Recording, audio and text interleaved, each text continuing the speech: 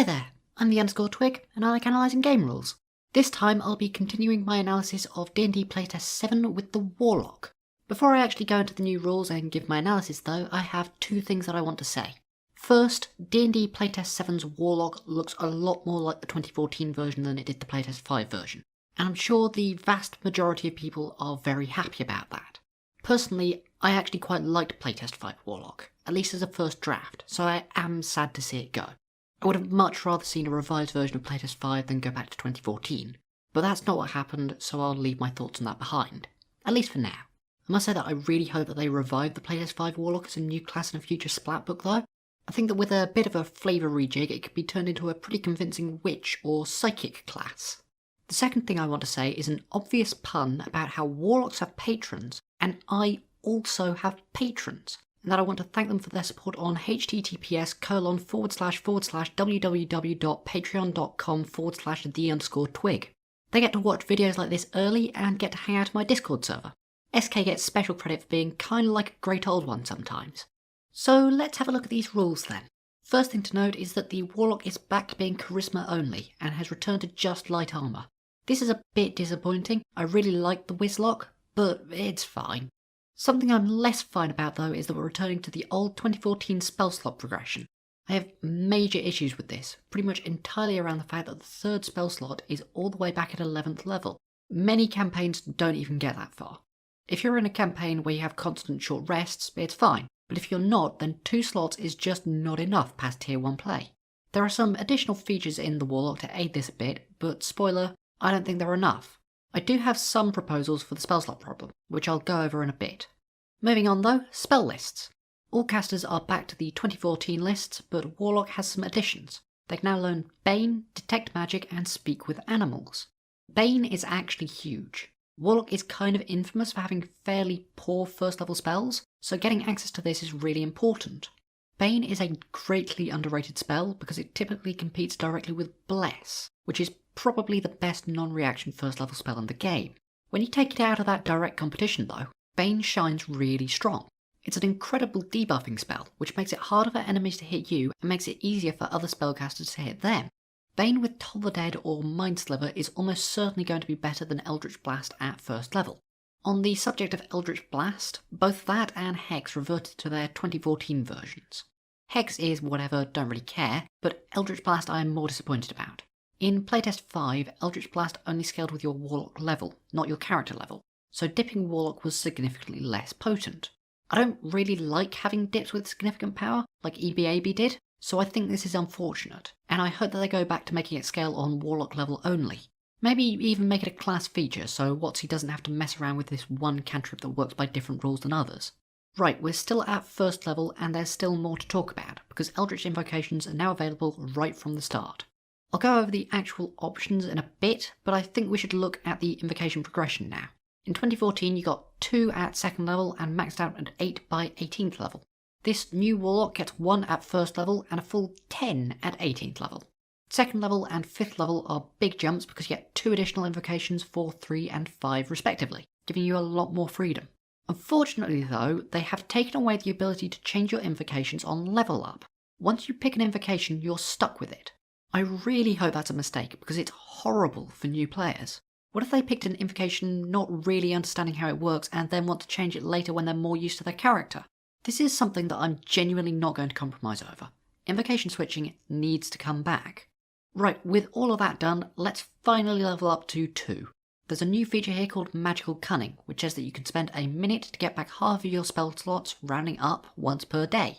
Until 11th level, that means exactly 1 spell slot.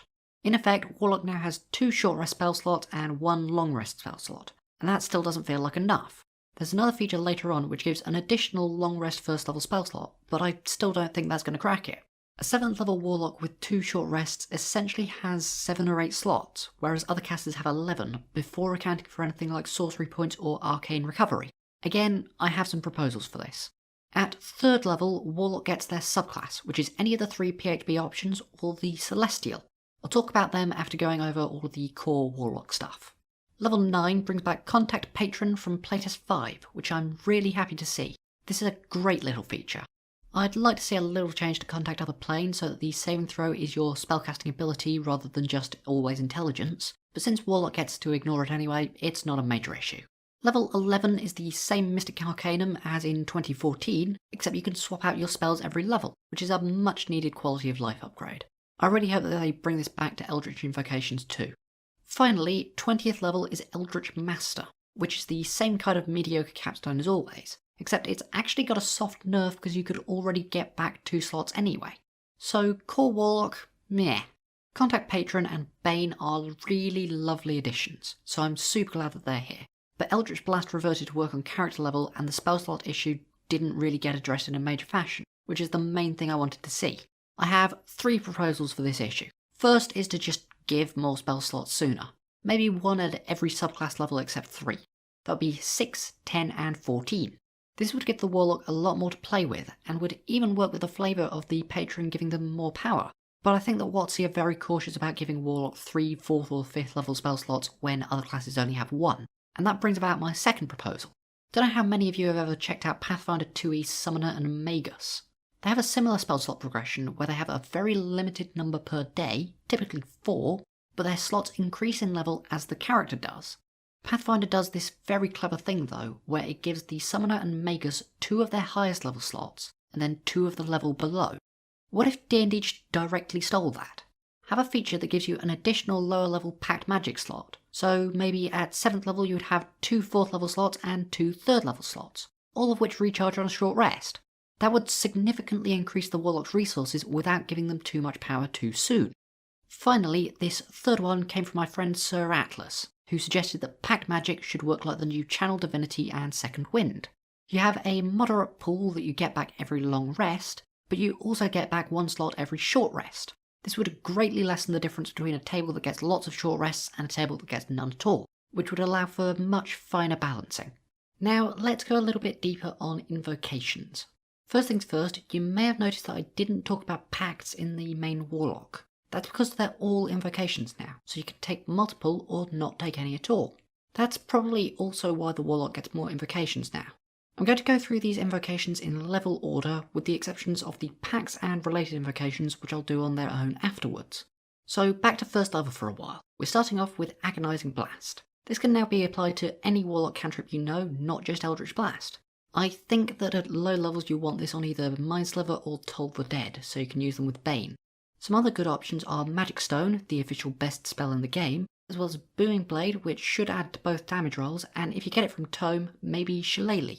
Armor of Shadows is next, and it's unchanged. This is not an especially good invocation, but it comes up from time to time.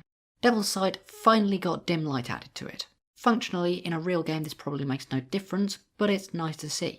Eldritch Mind is here from Tasha's, and it's still good, but given how absurdly strong the Playtest version of Warcaster is, with it being a half Fiend now, this is probably going to be completely redundant on a good 90% of Warlocks. You can't even switch it out once you get to 4th level anymore. Eldritch Spear can also be applied to any cantrip, and now increases the range by 30 times your Warlock level. This has always been kind of a pointless invocation, and I think it probably still is, with the exception of making Poison Spray an acceptable range. I don't know why you do that, but at least there is a use case. Fiendish Vigour now always gives 8 temp HP. This just means less rerolling out of combat and more reliability in combat. Mask of Many Faces and Misty Visions are unchanged, and that's fine, they're still great. And finally, Repelling Blast had a slight nerf, so it only works on large or smaller creatures, and you must push the creature straight away from you. No weird janky straight upwards is technically away from me stuff anymore. This is also the only Eldritch Blast Augmenter that is still locked to just EB. When you get to 2nd level, a few more options open up. Lessons of the first ones lets you pick up any feat with no prerequisite, which means any of the ones from the Character Origins playtest or Lightly Armoured. This is also the only invocation which can be taken multiple times. There's a bunch of good options here between Alert, Lucky and Lightly Armoured, so this is probably a great choice. The other 2nd level invocation is Otherworldly Leap, which has come down from 9th level and is also way stronger now because Jump got a big buff. Essentially, Otherworldly Leap now says your walk speed increases by 20 feet. It's fantastic. Once you've picked up your core stuff, this is absolutely one to look at. Now to 5th level, Ascendant Step has descended from 9th level. Levitate at Will is a decent defensive feature for ranged characters. Gaze of Two Minds is very similar to Playtest 5, but now works on any creature, not just humanoids, and the remote spellcasting is now limited to within 60 feet, so you can't just sit at home in safety anymore. Gift of the Depths is unchanged from Xanathar's. It's niche, but if you're on a pirate campaign, it's definitely useful. Master of Myriad Forms has dropped from 15th level, but even still, I don't think it's likely worth taking. At least not outside of incredibly niche situations where the fact that Mask is an illusion actually matters. One with Shadows got a huge buff. It now lets you cast Invisible at will while in dim light or darkness. This invocation is actually functional now, and in fact I'd probably say it's actually just really damn good. Only one invocation at 7, which is Whispers of the Grave. This has come down slightly from 9. I mentioned this at Playtest 7, but I think that Whispers is actually a really good invocation. Speak with Dead is a great reconnaissance or information spell, and alongside Contact Patron, this can turn your Warlock into a proper LA Noire detective style character. Also only one at 9th, which is Visions of Distant Realms, down from 15th level. This is another great spell, so it's worth checking out. And finally, 15th level, Witch Sight is permanent 30-foot True Sight. Really strong. So most of those, I think, are at least worth considering, even if it's only in these situations. The only ones that aren't are probably Eldritch Mind and Master of Myriad Forms, but that's because Warcaster is OP and Alter Self is terrible. Fix those and you'll fix the invocations. Now, Pacts. As mentioned, these are invocations too now. Pact of the Blade and Tome have no prerequisite, and Pact of the Chain has a prerequisite of 2nd level. Blade first. So this pact used to be an action or a 1-hour ritual to get a weapon you were proficient with and did quote magical damage. Now it's a bonus action. You can use your charisma for your attack and damage rolls, you get the mastery property of the weapon can also do radiant, necrotic or psychic damage, and it can be used as a spellcasting focus. You still can't make ranged weapons unless you bond with a magic weapon you've found, but this is also using a bonus action. This is a gigantic buff. At 5th level, you can then upgrade it with Eldritch Smite, which is functionally identical to Xanathar's. This is kind of a mediocre option because you have so few pact slots to burn, but it is an option. Alternatively, you can get Thirsting Blade, which basically gives you extra attack with your pact weapon, except this also got a buff. It now has Fighter's Extra Attack 2 at 11th level, built in. Some of you may remember that when Playtest 5 came out, I said that I actually dislike Fighter's Extra Attack 2 because I think that it uniquely unbalances the martial classes. This is on a Warlock, a spellcaster. I think that WotC might actually hate me. Finally, at 9th level, you can pick up Life Drinker, which has come down from 11th level. This now does an additional 1d6 damage on every attack with your pact weapon, and allows you to spend hit dice when you hit. So to sum up, a Blade Pact Warlock has access to all melee weapons and their associated masteries, and can switch them out as a bonus action. They also have access to ranged weapons if they find magic items, and can also switch to these as a bonus action too. They also get to use Charisma for attack and damage rolls, get variable damage types in a combination that only one creature in the entire game is resistant or immune to, that being a literal mecha artifact called the Mighty Servant of Liu Ko, and in addition to that, they also get Fighter's Extra Attacks, and basically Paladin's Improved Divine Smite, now called Radiant Strikes, and it only costs 3 invocations. At 11th level, you have 4 more invocations which you could use on Otherworldly Leap to get increased walking speed to 50 feet, or maybe get Arcane Eye, Speak with Dead, and Silent Image at will, or maybe just get a bunch of extra feats with lessons of the first ones. They also have all of their spells to use when they aren't just slapping enemies around. Finally, this is just such an obvious dip for Paladins and Valabards. They get Charisma weapons, variable damage types, and bonus action mastery switches. Blade Pact, in the true meaning of the phrase, is overpowered. It is far better than what any other martial class has to offer. So this really needs fixing. First up, extra attack at 11th level, just get it out. One class with that feature is enough, thank you very much. Second up, the bonus action switch should probably either go back to an action or be limited in use to allow some kind of limited combat trickery. Maybe it could be charisma times per day.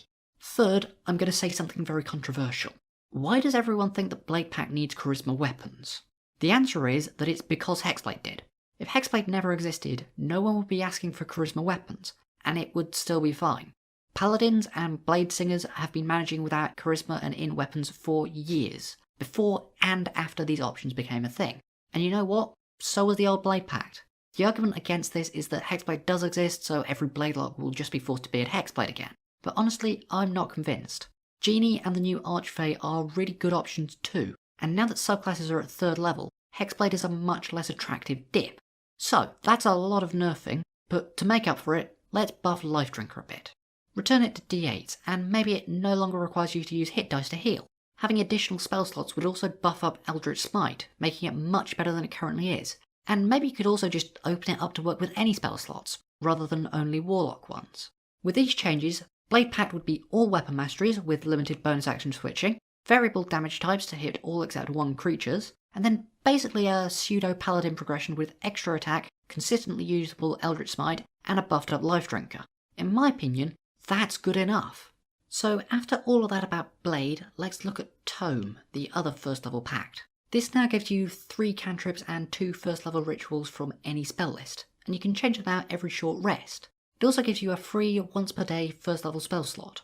There's technically a loophole with the spell slot where if you don't use it and you short rest, you can get a 2nd spell slot, but that should be a fairly easy fix. In Playtest 5, this had built-in Agonizing Blast instead of the spell slot, which I think I slightly prefer, but it's really minor so I don't especially mind either way. The only other Tome Pact invocation is Gift of the Protectors, which is still functionally the same as Tasha's, and it's fine.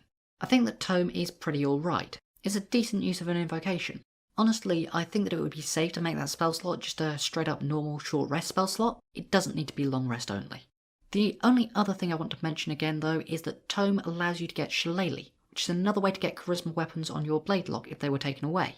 You can even Agonizing Blast it to get double charisma on your damage. The final pact is Chain, which is at 2nd level.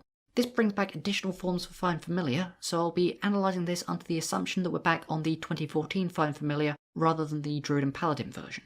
Chain locks can cast Find Familiar as an action without a spell slot.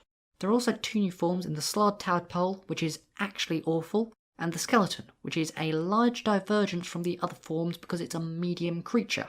I think that this is pretty dangerous to give out, but I'm not 100% convinced that it's better than the Imp. Just like always, you can give up 1 attack when you take the attack action to have your familiar attack as a reaction instead.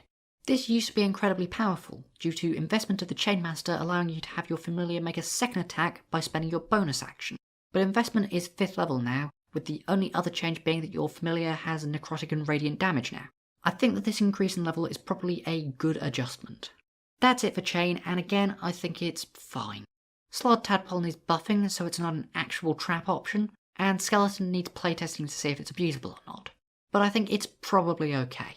I'd like to see Chains of Kasseri and Gift of the Ever-Living Ones come back though. They were really cool. Right, done with invocations and onto subclasses. First is the Archfey. I really like this one. They and all other subs now get all of their spell lists prepared for free, and there's some good stuff here. Fairy Fire, Phantasmal Force, Plant Growth, Greater Invisibility, and Seeming are all really nice pickups, but the spell that this entire subclass revolves around is Misty Step. As an Archfey, you get Charisma mod free uses of Misty Step every single day, which is huge. Also, every time you Misty Step, you get to add an additional effect to it. At 1st level, these are Refreshing Step, which gives 1d10 temp HP to 1 creature within 10 feet of your destination, which could be yourself, that's pretty solid, or you could use Taunting Step, which causes a creature within 5 feet of where you left to make a whiz save, and if they fail, they have disadvantage on attack rolls against anyone except you until your next turn. This allows you to kite enemies really well and protect your party, also a good option. At 6th level, you can now cast Misty Step as a reaction when you take damage. It's worth noting that this is any source of damage. It doesn't have to be an attack or something. If you have Otherworldly Leap, you can jump up to take falling damage and then teleport. There's a bunch of other things that you can do too, like deliberately walking on the Druid Spike Growth. This Misty Escape feature also gives you 2 more options for your Misty Step effect list. Disappearing Step allows you to turn invisible until you attack, cast a spell, or your next turn starts, and Dreadful Step does 2d10 psychic damage to all creatures within 5 feet of your start or end space on a whiz save. Dreadful Step is just okay, but Disappearing Step is outstanding. This is every time you cast Misty Step under any circumstance, whether you're doing it as a reaction, a bonus action, or even casting it with multiclass spell slots. Another really nice use of Misty Escape is that you could use Taunting Step on it. This would let you escape from the enemy, but still give them disadvantage on anyone that they are still close enough to. 10th level Beguiling Defences had a big and much needed update. It now gives immunity to Charmed, and whenever you get hit by an attack, you can use your reaction to gain stacking resistance to the damage, and make the enemy take the reduced damage instead if it fails a whiz save. This is once per long rest, but you can do it again by spending a spell slot, including the first level spell slot from Tome or any multiclass slots. Finally, 14th level Bewitching Magic allows you to Misty Step for free every time you cast an enchantment or illusion spell with an action and a spell slot. This Misty Step doesn't even use your bonus action, and it allows you to use Disappearing Step or any of the other options as well. So I think that Archfey is just outstanding and looks really fun to play. I expect that you'll want to multiclass it a bit though, just to get some extra spell slots for Beguiling Defences and Bewitching Magic. Next is Celestial, which has historically been probably the best straight class healer in 2014 5e, even better than Life Cleric in my opinion. Other than that though, it's only been okay, having a weird focus on fire and radiant blasting for some reason, alongside some mediocre and mostly replicable survival features. Not exactly bad, but it doesn't really stand out. The spell list contains some good things like the 2 restorations, Revivify and both Guiding Bolt and Flaming Sphere are pretty decent. The premier feature of this subclass however is that they get Warlock level +1 d6s which they can spend as a bonus action to heal people. That's basically just giving a massive pool of healing words which still allow you to cast an action spell. It's fantastic. After that though, you get Resistance to Radiant at 6 as well as Chamod to damage of a fire or radiant spell.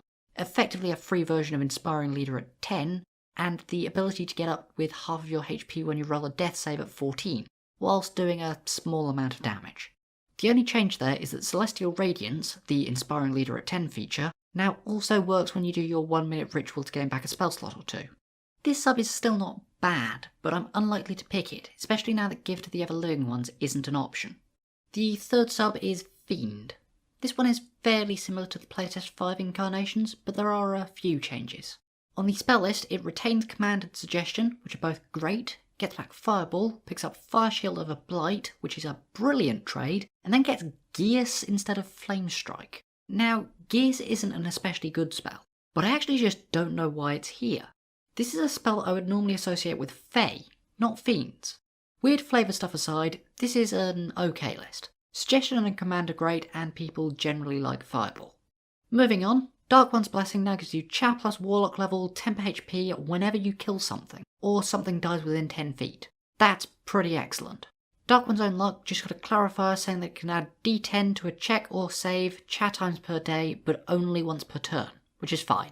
And Fiendish Resilience is the same, it's just a floating resistance, which is great. Hurl Through Hell got a big nerf though. It used to just remove an enemy for 1 turn automatically and then do 10d10 on a whiz save. Now it's a saving throw first, and only if they fail do they get removed and take 8d10 damage. It does incapacitate now though, which automatically breaks concentration and many other effects, and you can reuse it by spending a 5th level slot. The fact that it's now a 5th level and not a 4th level literally doesn't matter. There's no way to have both this feature and a 4th level slot. I'm unsure about this nerf. On one hand, automatic removal is very strong. On the other hand, it's 14th level. I think that's fine. I don't think that Hurl has ever really been a problem feature.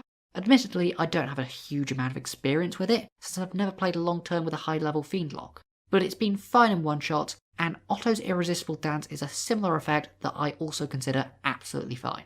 So Fiend I would call good.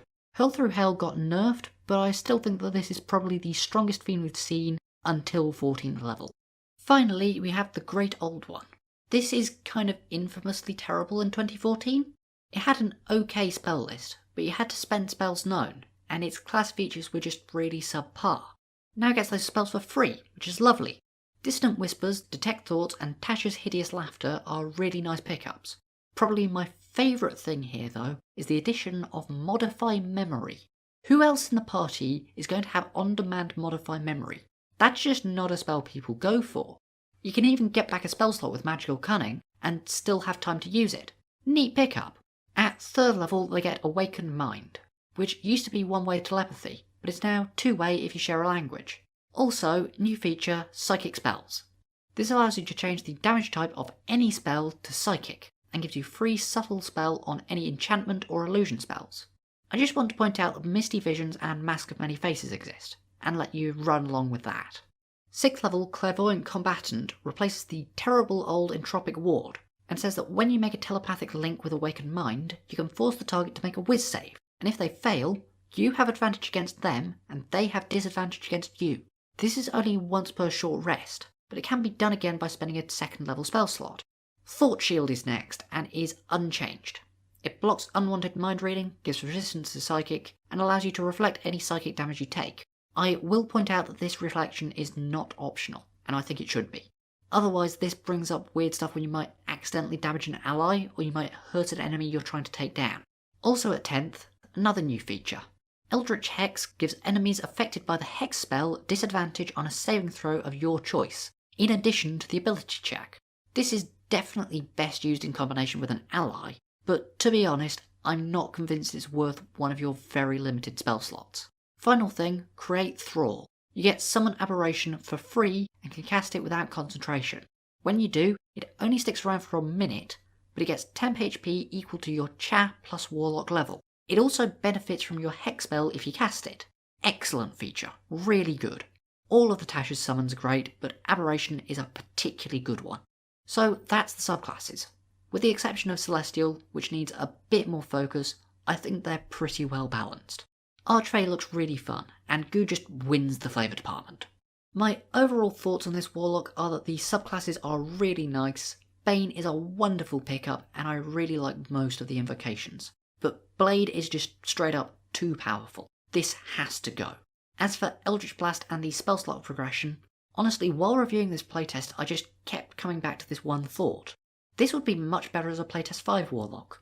Playtest 5 would love Eldritch Smite. It would be better with Clairvoyant Combatant, it would appreciate Bane even more, and Beguiling Defences would be absolutely devastating. I said it at the beginning of the video, but I really want them to give Playtest 5 Warlock a second chance. That's it for now though. Hope you enjoyed, and subscribe if you did. Leave your impassioned and completely wrong defences of why Bladelock is fine in the comments. Bye!